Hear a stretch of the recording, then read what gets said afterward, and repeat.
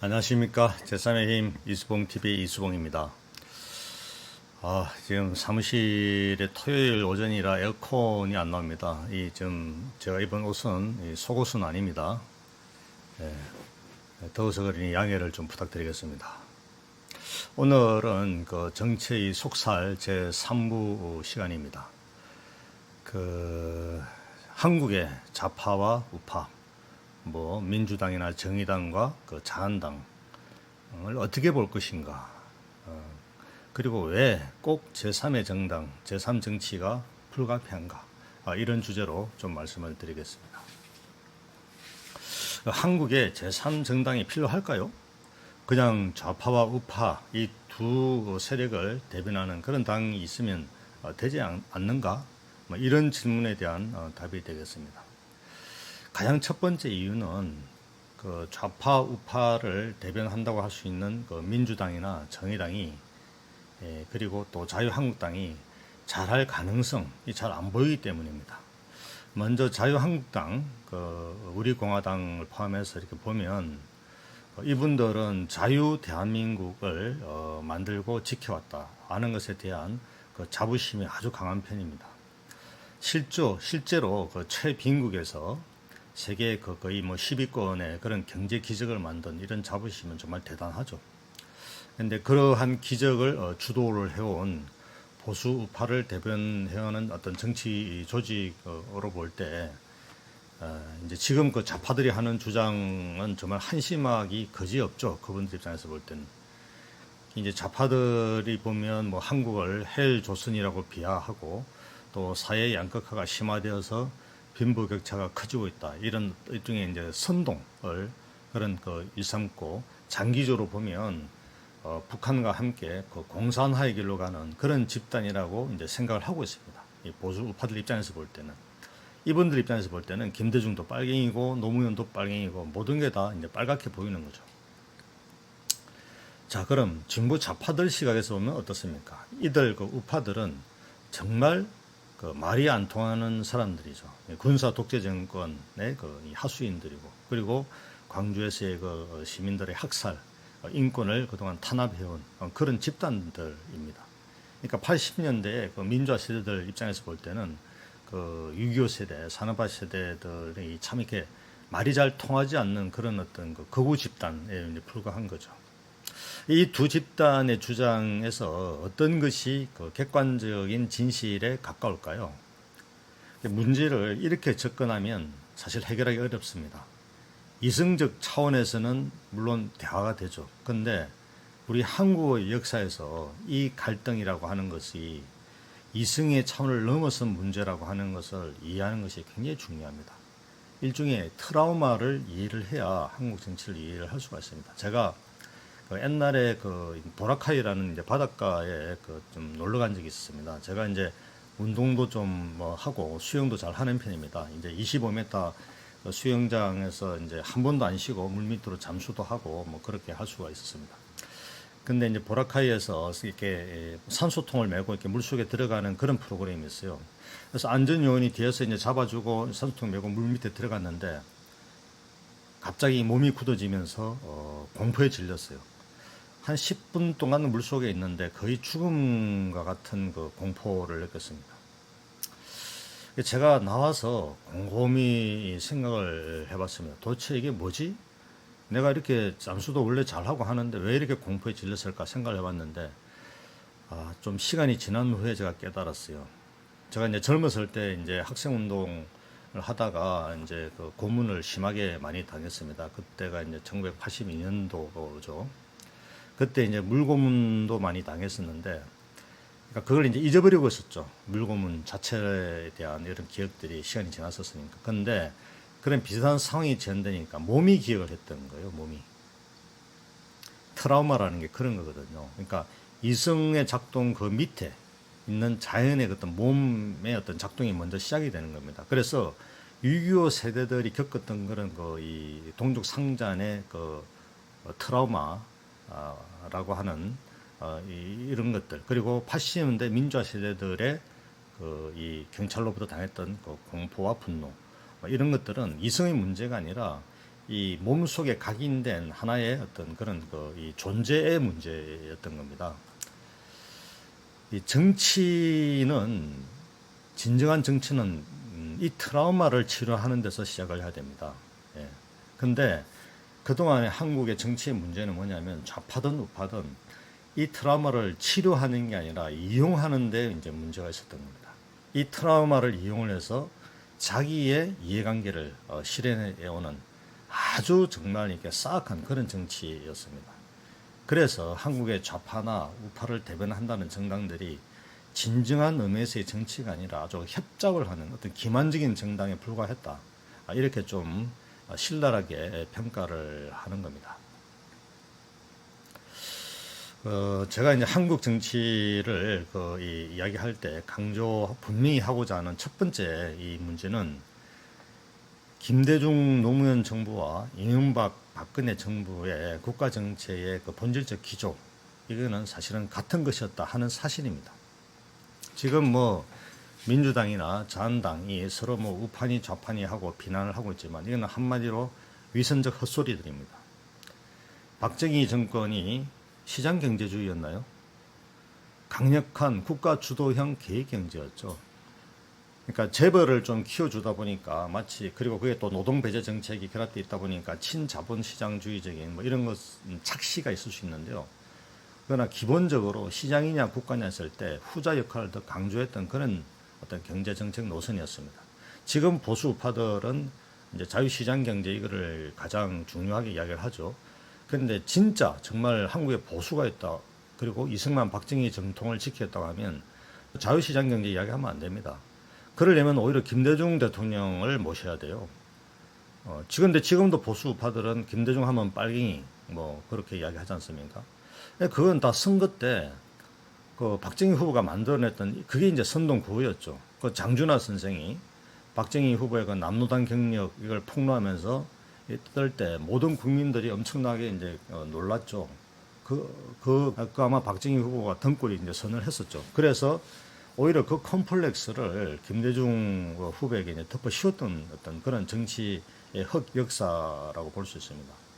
오히려 김대중 정부는 극우 보수들이 주장하듯이 사회주의 정책 이런 게 아니라 적극적인 자유시장주의를 정책 기조로 삼았었죠. 집권 중반기에 교육부를 교육인적 자원부로 개칭한 것을 보듯이 사람을 아예 자원으로 보는 그런 어떤 신자유주의 철학을 굉장히 적극적으로 수용을 했었습니다. 그래서 그러니까 지금의 경제의 어떤 이 문제, 또 사회 양극화의 어떤 이런 진짜 원인은 바로 보수 정권이나 또는 민주 정권이나 이들이 가져왔던 각자들의 이념 간판 때문이 아닙니다. 그 간판 아래 기득권의 담합 세력들이 해왔던 그런 어떤 결과일 뿐인 거죠. 납품 과정에서 백없는 기업들의 서름, 그리고 실력과 무관한 입찰, 또 직장에서의 갑질로 해고된 어떤 노동자들의 피눈물, 그리고 어린 연예인들 순노력으로 대표되는 최고 권력자들의 그런 비열한 모습들, 이런 게 그놈의 신자유주의하고 무슨 상관이 있죠? 그러니까 말로만 자유시장 경제를 외치면서 실제로는 자기 집단의 이해관계에 충실했던 그런 상층의 보수 세력이 무슨 자유의 수호자들이었습니까? 네? 그러니까 그런 위선적인 이야기를 자꾸 하니까 국민들이 결국 정치를 불신을 하게 됐던 거죠. 자, 그러면 소위 진보 좌파들의 문제는 뭐였을까요? 그러니까 말로는 이 사람들이 이제 신자유주의가 악의 근원이라고 이제 부르짖었지만 사실 관료 어떤 재벌 마피아와 이렇게 싸우기는커녕 그 구조에 합류해가지고 엘리트 이 카르텔을 구성하는 그런 신흥 기득권 세력이 되어버린 거죠. 이게 무슨 진정한 진보라고 할 수 있겠습니까? 이게 이제 그때 열린우리당 시절에 임종인 의원이 한 말이 있죠. 시사 토론회에 나와가지고 김대중 정권 때 외환위기를 가져온 재벌들 구조의 어떤 개혁을 제대로 할 때였지만 실패했다. 부동산을 경기부양책으로 써서 불로소득 심리가 만연하게 되었고 카드 대란, 또 신용불란을 양산했고 지금의 가계부채는 이미 그때부터 씨앗이 이제 자라나기 시작했던 거다. 이렇게 자책을 했죠. 지금은 다들 사람들이 이제 까맣게 잊고 있지만 노무현 정권 역시 이 부분을 해결하기는커녕 오히려 악화시켜 왔습니다. 그러니까 신자유주의적인 그런 폐해를 신자유주의 정책의 강화로 그렇게 해결하려고 했던 거죠. 그 뭐 재벌 법인세 2% 인하해주고 그래서 재벌들한테도 주머니 불러주고 하여튼 뭐 이런 식으로. 근데 그럼에도 불구하고 국민들이 의회에서 권력이 약해가지고 개혁을 못하나 보다 이렇게 하고 의회에서 과반수를 줬는데 그래도 재벌의 어떤 개혁 구조 변화 이런 건 못했죠. 2004년 총선 때 38% 득표를 얻어가지고 152석을 그때 이제 만들어줬는데 2007년 당시에 이제 10%대로 주저앉았죠. 그러니까 한마디로 서민과 중상층으로부터 표를 받아놓고 정책은 재벌과 특권층을 위한 정책을 폈습니다. 그래가지고 2006년도에 5.3일 지방선거에서 수도권 하나라는 득표율이 58%에 이르렀어요. 그러니까 이게 소위 진보 좌파 정부라고 할 수 있는 민주당 정부가 했던 이 과정이 이제 이런 겁니다. 더 심각한 것은 이게 노동자들도 이제 분열을 시켰죠. 이게 비정규직이 늘어나서 소득 양극화가 이제 심화된 것도 문제였지만 이 책임을 또 그 노동기적이라는 그런 프레임으로 이 정규직에 전가시킨 이것을 가장 적극적으로 한 것도 또 사실은 그때 민주정부에서 했던 일이에요. 대한민국 그 통계청의 통계 자료를 보면 한 해 소득이 노동소득과 자본소득은 나눠지는데 자본소득은 끊임없이 증가를 하지만 노동소득은 줄어들고 있는 추세입니다. 이 뜻은 비정규직이 차별받고 있는 그 몫을 정규직 노동자가 다 가져가는 게 아니고 상자 측이 가져가는 겁니다. 그 중에 일부를 정규직에 일부 나눠주는 거죠. 이제 그럼에도 불구하고 비정규직 양산의 책임을 전부 정규직으로 다 몰아갔지 않았습니까? 이게 민주정부가 했던 일이에요. 그리고 거기에 주변의 엘리트 전문 지식인들이 그런 논리를 정해 왔었죠. 그러니까 이런 어떤 일들, 그러니까 저는 자본소득이 더 커지는 것 자체가 부도덕하다 이런 이야기를 하는 게 아닙니다. 그러니까 균형을 이야기하는 거죠. 더 많은 몫을 가져가는 자본을 두고 그 중에 일부를 가진 비정규직에서 물론 그것도 비판받을 수 있는 소지가 있어요. 그 이제 뭐 여러 가지 측면에서. 근데 그것을 마녀사냥을 하는데 더 많이 가져가는 재벌 문제에 대해서는 그냥 보호를 하는 이런 어떤 그 과정이 과연 민주정부가 할 일인가 하는 것이었습니다. 그것 때문에 2012년 대선에서 문재인 후보가 패배하게 된 것은 박근혜 후보가 그 약점을 간파하고 김종인을 세워가지고 경제민주화를 들고 나왔었잖아요. 그게 결정적인 민주정부의 패배 요인이 되는 겁니다. 예. 이게 왜 이렇게 소위 진보 좌파들도 정권을 잡으면 이렇게 되느냐 하면 진보 좌파들의 결정적인 문제는 결정적인 성장 담론이 이제 약한 거죠. 그것은 진보 좌파들이 의존해왔던 그 이론 체계, 이제 마크시즘이나 또는 주체사상 이 한계를 아직도 잘 못 벗어나고 있기 때문에 그렇습니다. 그러니까 잘해봐야 포스트 마크시즘이나 포스트 모더니즘에 빠져 있는 이런 것으로 지금 지탱을 하고 있는 셈이죠. 그러니까 이제 근데 이게 이제 결국 그 외부 요인, 그러니까 이 세계적인 흐름 속에서 여전히 우리에게 경제적인 성장의 어떤 진행이 되고 있는 상황에서는 그 과실에 편성을 해서 결정적인 약점이 드러나지 않지만 지금은 그 약점이 이제 노출이 이제 지금 되고 있는 과정인 거죠. 뭐 이제 칼 폴라니가 이야기했듯이 보수나 또는 진보나 우파나 좌파나 말할 것 없이 사실상 경제정책은 신자유주의라고 하는 그런 어떤 이 이름 속에서 이 기득권 카르텔들이 기득권의 담합 구조들이 한국 사회를 소위 말하는 악마의 맷돌에 집어 돌렸던 겁니다. 그래서 그 맷돌에 제대로 갈려서 이제 죽어 자빠지는 사람들은 이제 이 하위 계층이고 상당한 부분에 이제 상위 연봉 7천 이상은 여전히 이제 그 구조에서 이제 살아남아 있는 거죠. 이 계층이 지금 양당 체제에 어떻게 보면은 굳건한 지지 계층 한 30%씩 이렇게 차지를 하게 되어 있는 이제 상황인 겁니다. 그래서 이제 핵심적인 두 번째 포인트가 자한당이나 민주당의 갈등이 사실상 기득권층 간의 갈등이라는 겁니다. 예. 차이가 있다면 전자는 군부와 재벌 카르텔에게 군부는 빠졌죠.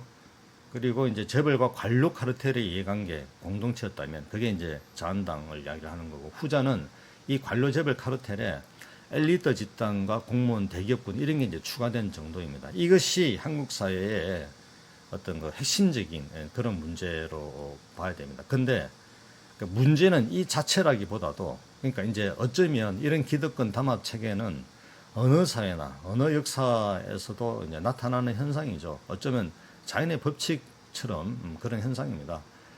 이제 그래서 이런 기득권의 어떤 그 담합 체계 자체를 이렇게 부정을 하는 것은 어쩌면 이제 지나친 이상주의일 수도 있겠죠. 문제는 그 과정에 형성되는 과정이 이제 공정성이거든요. 지금은 그 담합 체계가 좌파와 우파의 대립이라는 이런 위선적 구도 속에서 제대로 드러나지 않고 있다 하는 문제가 있다는 겁니다. 좌파들은 의도적으로 한국 사회 양극화를 강조하죠. 그래서 노동자들을 선동해서 자기의 지지 기반으로 만들고 집권을 하고, 그러고 나서 아까 이야기했듯이 또 배신을 합니다. 근데 그에 실망한 사람들이 그럼 어디에 돌아서냐? 결국은 우파로 돌아설 수밖에 없잖아요. 근데 우파에 돌아서면 우파들은 또 우파들대로 이용하고 배신을 하는 거죠. 이렇게 계속 국민들을 이용의 대상화로 하는 과정에서 정치 불신은 커지게 되고, 그 불신의 덫에 이제 이 제3 정치 세력 역시 실행물이 이제 되고 마는 거죠. 안수수 현상조차 이 불신의 덫에 빠져서 생명력을 잃게 됐지 않습니까? 제가 이제 오늘 그 이야기에서 가장 중요한 포인트를 마지막으로 좀 말씀드리겠습니다. 지금 한국의 현실은 사실 그 우파의 주장도 그리고 좌파의 주장도 부분적으로는 맞습니다. 한국은 엄청나게 발전했어요. 그리고 좌파의 주장처럼 헬조선 이런 게 돌아다니 보면 압니다. 이게 과장된 선동에 불과하다. 그런데 그럼에도 불구하고 이 헬조선이라는 주장의 일민적 진실이 어디에 있냐면, 그것은 이 엄청난 발전이 우파들이 이야기하듯이 그냥 우리가 만든 게 아니라는 거예요. 그러니까 진정한 우리 내부의 힘에 의해서가 아니라 마치 쇼윈도 상품처럼 키워진 측면을 우리가 이제 간과하면 안 된다는 겁니다. 그 우파의 주장대로 그 발전이 우리 힘으로 된 것이라고 한다면 좌파의 주장이 이제 선동에 불과하겠죠. 그런데 이 발전은 내재적 힘이 아닌 어떤 외부 지원이라고 하는 것이 대단히 중요한 그런 과정이었다는 거죠. 마치 재벌이 중소기업에 모든 팔로 다 열어주고 R&D도 지원해주고 이래서 이 중소기업이 컸듯이 한국이 컸던 겁니다. 그런데 그 재벌이 지금 어때요? 미국과 일본이 지금 어때요? 다 이제 보유무국주의, 자국 이기주의로 돌아서면서 네 알아서 살아라. 일본도 지금 그래서 자기들도 지금 살아야 된다 하면서 지금 경제에 좀 침략을 하고 있는 거지 않습니까? 이 상황에 대한 대비는 우파나 좌파나 지금 못 해왔던 거예요, 이게. 다 자기 트라우마의 상처만 핫화되면서 미래에 대한 준비는 하지 않은 채 그냥 상대방 탓만 해온 게 이제 그 한국 정치의 이제 문제였던 겁니다. 이렇게 보면 지금부터 진정한 의미에서의 한국 사회의 위기가 시작되고 있는 것입니다. 정치는 준비가 안 되어 있고 할 생각도 없는 집단이 되어버려 있는 거죠. 그 과정이 사실 30년 동안 흘러왔던 거고, 그래서 한국의 경제를 어떤 식으로 장기적 전망에서 키워나가야 한다는 그런 것들이 축적이 안 된 속에서 지금의 이 위기를 우리는 맞게 됐습니다. 바로 그 이유 때문에 제3의 정치 세력이 반드시 빨리 과감하게 우리 사회에서 새로운 희망을 만들어내지 않으면 안 된다, 이런 상황을 됐다고 하는 것들을 이제 말씀을 드리겠습니다. 일단 오늘은 요 정도까지 하고요. 다음 제 4부에서는 바로 그러한 기대와 과제를 해결하려고 했던 이 제3의 정치 세력이 갖고 있는 현재의 내부적 문제가 무엇이었고, 그리고 어떤 대안을 찾아야 될 것인가 관련해서 말씀을 드리도록 하겠습니다. 시청해 주셔서 감사합니다.